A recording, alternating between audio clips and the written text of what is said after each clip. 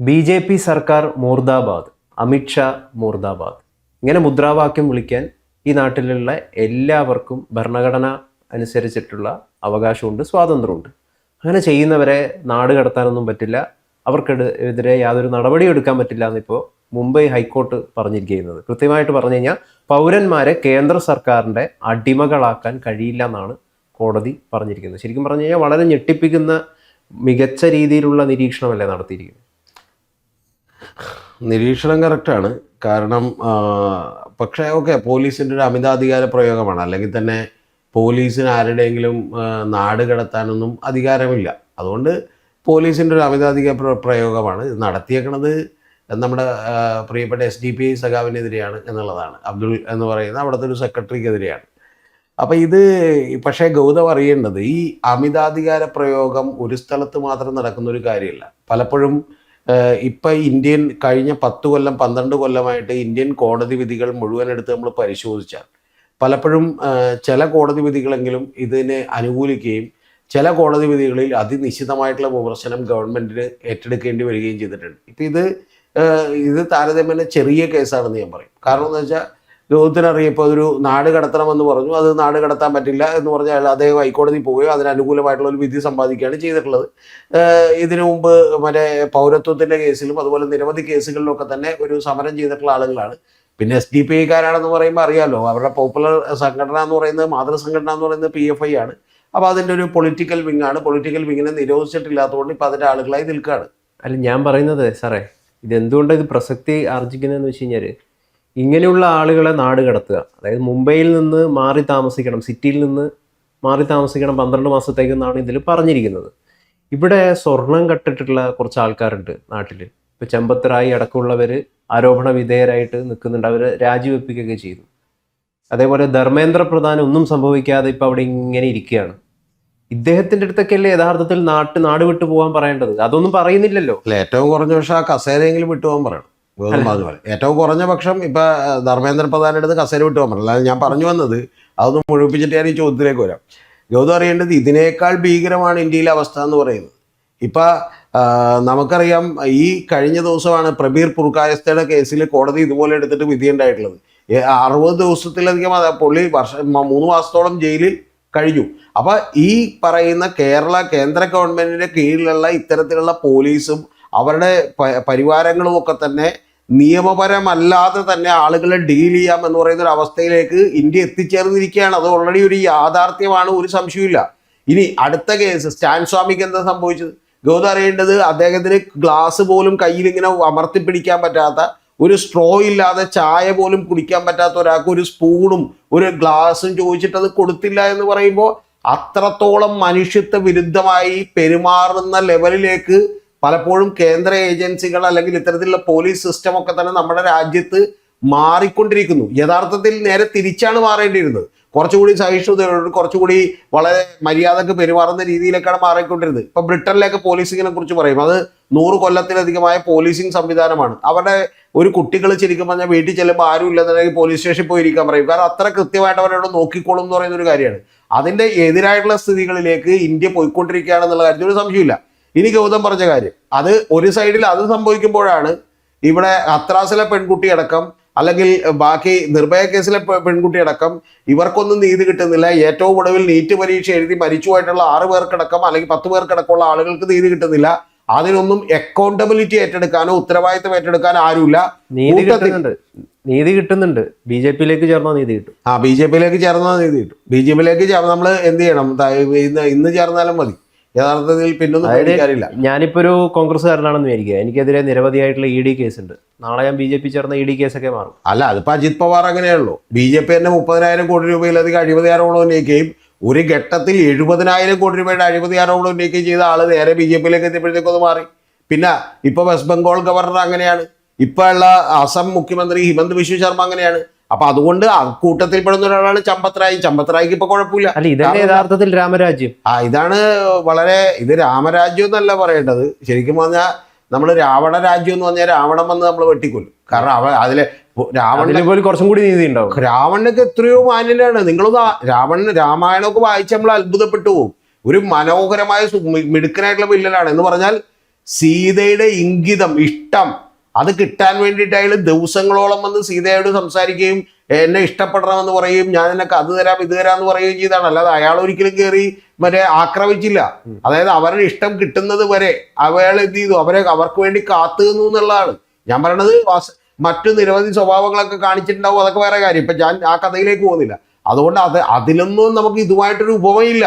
ഇത് യഥാർത്ഥത്തിൽ ഇന്ത്യയിലേക്ക് പതുക്കെ പതുക്കെ ഒരു ഫാസിസത്തിന്റെ, അർദ്ധ ഫാസിസത്തിന്റെ ഈ പറയുന്ന ഒരു പതുക്കെ അരിച്ചിറക്കുന്ന ഒരു കാര്യമാണ് നമുക്ക് കാണാൻ കഴിയുന്നത്. ഇതിനെ പിന്തുണയ്ക്കാൻ ആയിരക്കണക്കിന് ആളുകളും പിന്തുണക്കാൻ ശരിക്കും വന്നിട്ടുണ്ടെങ്കിൽ, അതായത് അവര് പറയുന്നത് എന്താന്ന് വെച്ച് കഴിഞ്ഞാല് പൗരന്മാരെന്ന് പറയുന്നത് കേന്ദ്ര സർക്കാരിന്റെ ഈ പിന്തുണയ്ക്കുന്നവരെ അടിമകളാകണം. അങ്ങനെ അതാണ് യഥാർത്ഥത്തിൽ, അതാണ് രാജ്യസ്നേഹം. ഏത് അടിമകളാകുക എന്നാണ്. ഈ ഗൗതം അറിയേണ്ടത്, ഇദ്ദേഹത്തോട് ഭാഗ്യത്തിന് ഇദ്ദേഹം വിളിച്ചതിൽ ഈ 2 വരികൾ എഴുതി വെച്ചിട്ടുള്ളൂ എന്ന് പറഞ്ഞാൽ അമിത്ഷാ മുർദാബാദ്, BJP മുർദാബാദ് എന്ന് പറഞ്ഞ വരികൾ എഴുതി വെച്ചിട്ടുള്ളൂ. ഇതിനും അപ്പുറത്തേക്ക് ശരിക്കും പറഞ്ഞാൽ ബാക്കിയുള്ള എല്ലാവരോടും ഇവരെടുക്കുന്ന സമീപനം എന്താ? നിങ്ങൾ BJPയെ വിമർശിച്ചാൽ, നിങ്ങൾ കേന്ദ്ര ഗവൺമെന്റിനെ വിമർശിച്ചാൽ നിങ്ങൾ രാജ്യദ്രോഹിയാകുന്നു എന്ന് പറയുന്ന സമീപനം എടുക്കുന്ന ഒരു ഗവൺമെന്റാണിത്.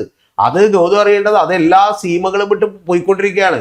ഇപ്പൊ പ്രബീർ പുർഗായസ്തയുടെ കേസ് തന്നെ എന്തായിരുന്നു എന്ന് ഗൗതത്തിന് അറിയോ? യഥാർത്ഥത്തിൽ ചൈനയെ റിലേറ്റഡ് ആയിട്ടുള്ള ഫണ്ട് മേടിച്ചു എന്നാണ് കേട്ടപ്പോൾ നമ്മളടക്കം ഞെട്ടി. കാരണം എന്താ, ന്യൂസ് ക്ലിക്ക് എന്ന് പറയുന്ന ആ മാഗസിൻ മറ്റേ അവരുടെ പ്രസിദ്ധീകരണങ്ങൾ നമ്മളടക്കം പോർട്ടലിലൊക്കെ നോക്കുന്നതാണ്. അതിഗംഭീരമായിട്ടുള്ള ക്വാളിറ്റിയുള്ള സാധനമാണ്. ഇദ്ദേഹം തന്നെ ഒരു മികച്ച സ്കോളറാണ്, വലിയൊരു പരിസ്ഥിതി പ്രവർത്തകനാണ്. അപ്പൊ ഈ സയന്റിഫിക് ആയിട്ടുള്ള കാര്യങ്ങളിൽ അദ്ദേഹം വലിയ അവഗാഹമുള്ള ഒരാളാണ്. അപ്പൊ ഇത്തരത്തിലുള്ള ആളുകളെ പോലും ഭരണകൂടം യഥാർത്ഥത്തിൽ വളരെയധികം ഭയപ്പെടുന്നു എന്നുള്ളതിൻ്റെ ഒരു ഉദാഹരണമാണ്. യഥാർത്ഥത്തിൽ ഇതേപോലെയുള്ള SDP-യുടെ ഈ പറയുന്ന പോലെ ഞാഞ്ഞൂലുകളായിട്ടുള്ള ആളുകളെ പോലും ഭയപ്പെടുന്നു എന്നുള്ളതാണ്.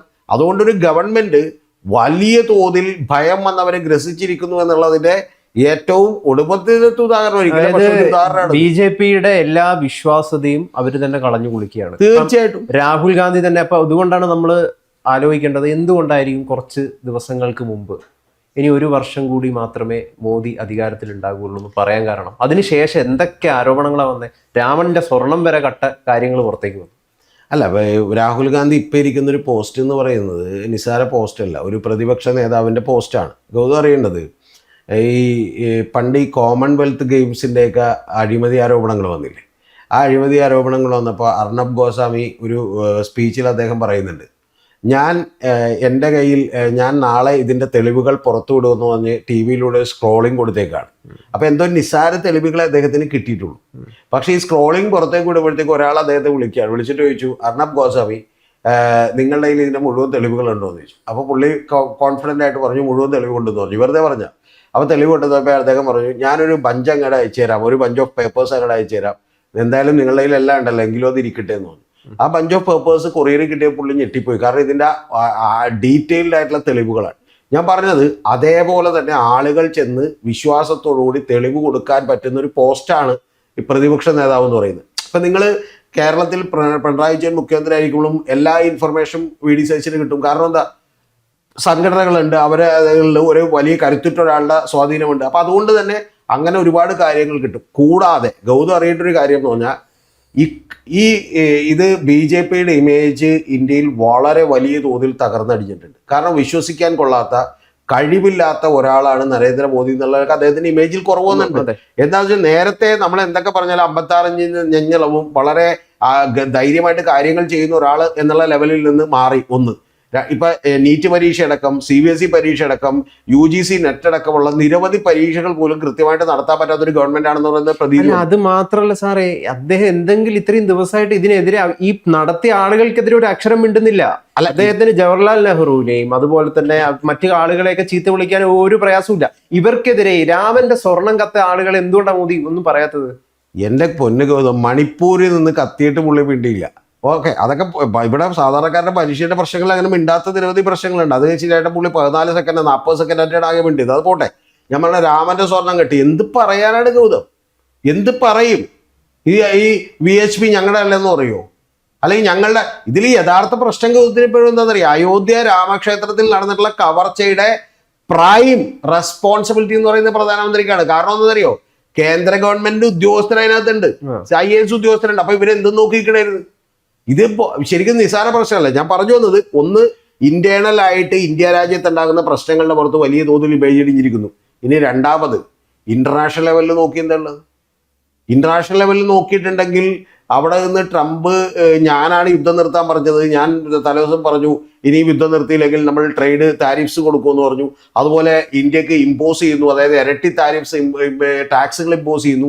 ഇങ്ങനെ ഈ ലോകരാജ്യങ്ങളുടെ മുമ്പിൽ തന്നെ യഥാർത്ഥത്തിൽ വലിയ തോതിൽ ഇന്ത്യയുടെ ഒരു ഇമേജ് ഇടിഞ്ഞിരുന്നു. നേരത്തെ ലോക ഗുരു എന്ന് പറഞ്ഞിരുന്ന ആളുകൾ പിന്നെ ഗുരു ആയി എന്നൊക്കെ പറഞ്ഞ ആളുകൾ വീഡിയോ ചെയ്യാൻ തുടങ്ങി. ഞാൻ പറഞ്ഞത് അപ്പൊ ആ ലെവലിൽ യഥാർത്ഥത്തിൽ എല്ലാ സ്ഥലത്തും പിടിവിടുമ്പോൾ എടുക്കുന്ന നടപടികളിൽ ഒന്നാണ് ഈ പറയുന്ന നാടുകടത്തൽ പരിപാടിയൊക്കെ.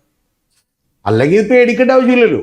ഇപ്പൊ ആർ ശങ്കർ കാർട്ടൂൺ വരക്കുമ്പോ നെഹ്റുവിന് എന്തുകൊണ്ടാണ് ഡോൺ സ്പെയർ മീ ശങ്കർ എന്ന് പറയാൻ പറ്റുന്നത് എന്തുകൊണ്ടാ?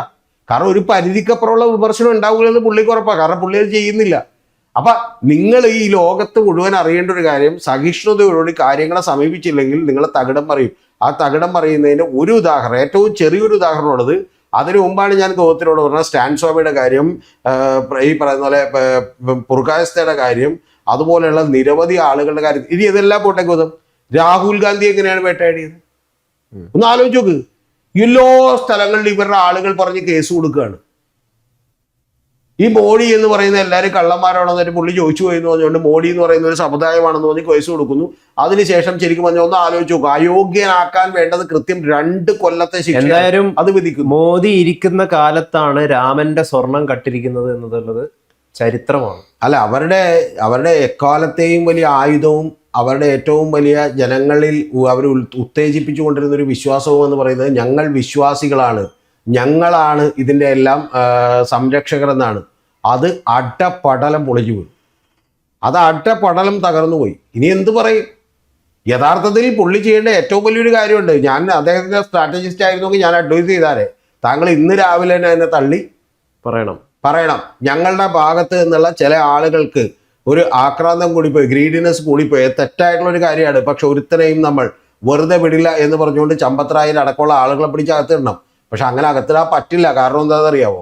അതിൻ്റെയും പിന്നിൽ പറ്റുപോലെ കഥകളും ഉണ്ടെന്നാണ് കേൾക്കുന്നത്. അതിപ്പോൾ കുറച്ച് കഴിയുമ്പോൾ പുറത്തേക്ക് വരും. അത് അയോധ്യയിലെ കളവിൻ്റെ പിന്നിലൊക്കെ മറ്റ് ചില കാര്യങ്ങൾ ഉണ്ട്. കാരണം ഗൗതറിയേണ്ടത് ഈ 1500 കോടി കട്ടിട്ടത് എവിടെ കൊണ്ടുപോയി വെക്കൂത്?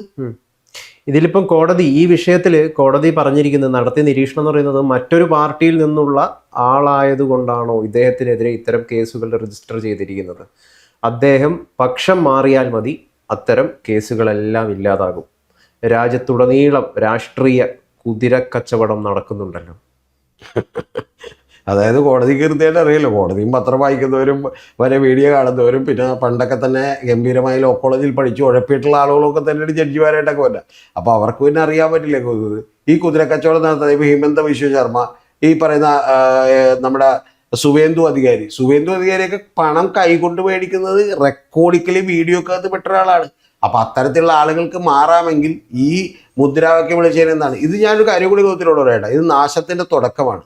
നിങ്ങൾ വളരെ കൃത്യമായ ഒരാൾ പ്രതികരിക്കാൻ വേണ്ടി വരുന്നു. ആ പ്രതികരിക്കുന്നതിനോട് നിങ്ങൾ സഹിഷ്ണുതയില്ലാതെ അങ്ങേയറ്റത്തെ പ്രതികരണത്തിലേക്ക് കടന്നാൽ അത് സ്വാഭാവികമായിട്ടും വലിയ തിരിച്ചടി ഉണ്ടാകുമെന്നുള്ള കാര്യത്തിൽ സംശയമില്ല. ഇപ്പം ഗൗതം അറിയേണ്ടത്, ഇപ്പം നമ്മൾ ഇവിടെ നിന്ന് ഡിസ്കസ് ചെയ്യുന്നു. അതായത് ഇത് ആരും അറിയാതെ അവിടെ തീർന്നു പോകേണ്ട ഒരു കാര്യം ഒരു അമിതാധികാര പ്രയോഗം കൊണ്ട് ഇവിടെ നിന്ന് ഡിസ്കസ് ചെയ്യുന്നു. യഥാർത്ഥത്തിൽ ഇതിന് പോലും നാളെ BJP-ക്കാർ എന്ത് മറുപടി പറയും എന്ന് പറഞ്ഞാൽ ഓൾറെഡി തകർന്നിരിക്കുന്ന മോദി ബ്രാൻഡിന് പിന്നെയും ഒന്നുകൂടി അടികിട്ടുന്ന പണിയാണ് കാണിച്ചുകൊണ്ടിരിക്കുന്നത്. സാർ, ഈ വാർത്തയൊക്കെ യഥാർത്ഥത്തിൽ നമ്മളുടെ അധികം മലയാളം മാധ്യമങ്ങളിൽ വരുമെന്നോ ചർച്ചയ്ക്ക് എടുക്കുമെന്നൊന്നും ഞാൻ കരുതുന്നില്ല. മലയാളം മാധ്യമങ്ങളൊന്നും പഴയ പോലെ അല്ല, ഇതൊന്നും ഒളിച്ചു വെക്കാൻ പറ്റൂല. ഇപ്പോൾ ഇവിടെയുള്ള മാധ്യമങ്ങൾ മൊത്തം ഇലക്ട്രൽ ബോണ്ടിന്റെ കാര്യത്തിൽ നടന്ന വലിയ കൊള്ളകളുടെ കൊള്ള, ഇന്ത്യ കണ്ട ഏറ്റവും വലിയ കൊള്ള പൊളിച്ചു. ഏറ്റവും ആദ്യമായിട്ട് ഈ വിഷയം ചർച്ച ചെയ്യുന്നത് നമ്മളാണ്. അല്ല, ക്രൈമാണ് അത് തീർച്ചയായിട്ടും. അത് ഞാൻ പറഞ്ഞ ഇതൊന്നും അങ്ങനെ ഒളിച്ചു വെക്കാൻ പറ്റില്ലെന്ന്. ഇനിയിപ്പോൾ ഇതിപ്പോൾ നമ്മൾ ഡിസ്കസ് ചെയ്തു, ഗൗതത്തിന് തോന്നുന്നുണ്ട് ഇപ്പം നമ്മൾ ഡിസ്കസ് ചെയ്ത് കണ്ടിട്ട് ഇനി എത്ര പേര് ഇത് ഏറ്റെടുക്കുമെന്ന് ഗൗതം കണ്ടു. കാരണം ഇത് സംഘപരിവാർ ചാനലുകൾക്ക് ഏറ്റെടുക്കാൻ പറ്റില്ല. പ്രോ സംഘപരിവാർ ചാനലുകൾ ഏറ്റെടുക്കണ്ട, ഇതല്ലാത്ത ചാനലുകൾ ഏറ്റെടുക്കും. ഇവിടെ വേറൊരു കാര്യമുണ്ട്. ഇനി പഴയ പോലെ ഞങ്ങൾ പറഞ്ഞില്ല അതുകൊണ്ട് നിങ്ങൾ വാർത്ത അറിയില്ല എന്നുള്ള കാര്യമൊന്നുമില്ല. ഇവിടെയുള്ള ഇപ്പം നമ്മൾ ചാനൽ പോലും ആകേണ്ട ഗൗതം, ഒരുത്തൻ മൊബൈൽ ഓൺ ചെയ്ത് വെച്ചൊരു വീഡിയോ എടുത്തിട്ടുണ്ടെങ്കിൽ അത് ബ്രോഡ്കാസ്റ്റ് ചെയ്യപ്പെടുകയാണ്. ഈ അധാർമികത എന്ന് പറയുന്ന സംഗതി ഉണ്ടല്ലോ, ഒട്ടും ധാർമ്മികത ഇല്ലാതെയാണ് BJP പ്രവർത്തിച്ചുകൊണ്ടിരിക്കുന്നത്. ഇപ്പൊ ഒരു സംശയമില്ല കാര്യം, ഇപ്പൊ ഒരു സംശയമില്ല. കാരണം എന്താ വെച്ചാൽ ഇപ്പൊ രാമന്റെ നമ്മൾ അത്തരത്തിലുള്ള അധാർമികമായിട്ടുള്ള കാര്യങ്ങളെ പിന്തുണച്ചുകൊണ്ട് സപ്പോർട്ട് ചെയ്തുകൊണ്ട് സംസാരിച്ചു കഴിഞ്ഞാൽ നമ്മളെ കാണാൻ ലക്ഷങ്ങളാണുള്ളത്. അതൊക്കെ ഇപ്പൊ ടെമ്പററി ആണ് ഗൗതം, അതൊക്കെ ലോകത്തെ അതുകൊണ്ട് മാധ്യമ പ്രവർത്തകർ അനുഭവിക്കുന്ന ഒരു ഗതികേട് കൂടിയത്. ഇതൊക്കെ ഗൗതം അറിയേണ്ടത് അവരുടെ കയ്യിലുള്ള പണവും അവരുടെ കയ്യിലുള്ള ഐഡിയകളും അവരുടെ കയ്യിലുള്ള സംഘടനാ സംവിധാനവും വെച്ച് അവർ ബിൽഡ് ചെയ്യുന്ന ഒരു കാര്യമാണ്. അത് ഗൗതം അറിയേണ്ട ഒരാൾ ഒരു യൂട്യൂബ് ചാനലിൽ ഒരു വീഡിയോ ഇടുന്നു, അപ്പോൾ അവരുടെ ഒരു 20,000 വ്യൂസ് ആദ്യത്തെ മണിക്കൂറിൽ ഉണ്ടാക്കി കൊടുക്കുന്നു. പിന്നെ അത് നിർബന്ധിതമായി നമ്മളും അത് ഫോളോ ചെയ്യാൻ, ആ ലൈൻ ഫോളോ ചെയ്യാൻ നിർബന്ധിതരാകുന്ന ട്രാപ്പിലേക്ക് അവർ പെടുത്തുകയാണ്. ഇത് ലോകം മുഴുവൻ നിങ്ങൾ അറിയേണ്ടത് ഇന്തോനേഷ്യയിലും തുർക്കിയിലും അതുപോലെ മറ്റേ അമേരിക്കയിലും ഒക്കെ അടക്കം ആളുകൾ ചെയ്തുകൊണ്ടിരിക്കുന്ന ഒരു പണിയാണ്. ആ പണി ഇവർ ചെയ്യുന്നു എന്ന് മാത്രമേ ഉള്ളൂ. പക്ഷേ ഗൗതം മനസ്സിലാക്കിയ ഒരു കാര്യം, ആ പണിയെയും തകർത്തുകൊണ്ട് ആളുകൾ വരും. ഇപ്പൊക്കെ 2024 ലോക്സഭാ തെരഞ്ഞെടുപ്പിൽ ഒരൊറ്റ മീഡിയ അവർക്കെതിരെ എഴുതാൻ ഉണ്ടായില്ല എന്ന് മാത്രമല്ല, എല്ലാ മീഡിയകളും പറഞ്ഞുകൊണ്ടിരുന്നത് 400-ലധികം വരുമെന്നാണ്. പ്രശാന്ത് കിഷോർ പറഞ്ഞത് 300 വലിയ സീറ്റുകളിലേക്ക് അവർ എത്തുമെന്നാണ്. ഇവിടെ ഉണ്ടായിരുന്ന CP റാഷിദ് പോലും പറഞ്ഞത് തെറ്റിപ്പോയി, വലിയ സീറ്റുകളിലേക്ക് വരുമെന്നാണ്. ഞാൻ തിരിച്ചു ചോദിക്കട്ടെ, ആര് തകർത്തു? ഗൗതം ധ്രുവ്രാത്തിയുടെയും രവീഷ് കുമാറിൻ്റെയും ആകാശ് ബാനർജിയുടെ ഒക്കെ വീഡിയോകൾ ആളുകൾ കണ്ടു. ആ വീഡിയോയിൽ പറയുന്ന കാര്യത്തിന് മറുപടിയില്ല. ശരിക്കും കേരളത്തിലെ പോലും ചില യൂട്യൂബ് ചാനലുകളിൽ നിന്നിട്ട് ഈ പുള്ളി മറ്റേ ഏജന്റാണ്, സോറോസിൻ്റെ നിന്ന് കാശ് മേടിച്ചിട്ടുണ്ട് ഇതെന്നൊക്കെ പറഞ്ഞു. അന്നേരവും എനിക്കിപ്പോഴും ഓർമ്മയുണ്ട്. അതിന് താഴെ വന്നേക്കണ 5 കമന്റ് ഞാൻ നോക്കിയിട്ടുണ്ട്. 5 കമന്റ് ഇംഗ്ലീഷിൽ എഴുതിയേക്കണ കമന്റ് ഉണ്ട്, അതായത് നല്ല വിദ്യാഭ്യാസമുള്ള ആളുകൾ എഴുതിയേക്കണ ഒരു കമന്റ് ഉണ്ട്. കാര്യമൊക്കെ ശരി, പക്ഷെ നിങ്ങൾ അവ പറഞ്ഞതിന് മറുപടി പറയുന്നതാണ്. അപ്പൊ അതൊക്കെ ഒരു പരിധി വരെ മാത്രമേ ഈ അഭ്യാസമൊക്കെ നിൽക്കുള്ളൂ. അതിനപ്പുറത്തേക്ക് ഇത് കൺസിസ്റ്റന്റ് ആയി നിന്നുകൊണ്ട് എന്തായാലും ഇത് രാമന്റെ രാജ്യമല്ല, ഇത് രാവണന്റെ രാജ്യമാണ്. രാവണൻ പോലും എത്രയോ ഇതിലും ബെറ്റർ ആണ്. രാവണനൊന്നും ഒരാളുടെയും എന്ത് ചെയ്തിട്ടില്ല, കാശ് അടിച്ചു മാറ്റിയിട്ടില്ല, യുദ്ധം ചെയ്തൊക്കെ മേടിച്ചിട്ടുണ്ടാവും.